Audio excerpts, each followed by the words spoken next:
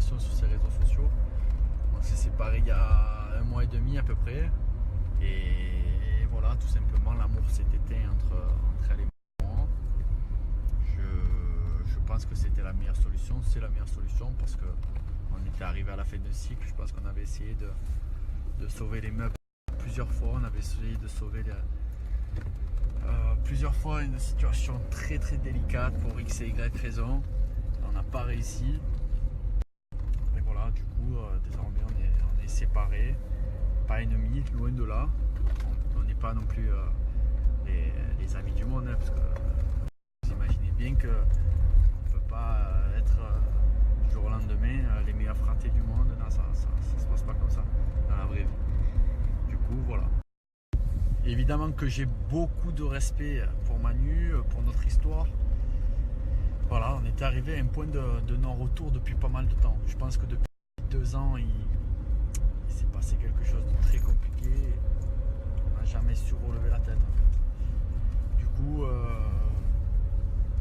voilà, dans une émission d'ailleurs, elle disait qu'on était comme des colocs. Finalement, elle n'avait pas tort. On était arrivé vraiment à un point où c'était compliqué. Et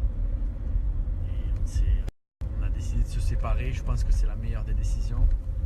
Je lui souhaite, comme je disais, tout le bonheur du monde parce que c'est une fille exceptionnelle, une fille bien qui a des principes, respectable et respectueuse.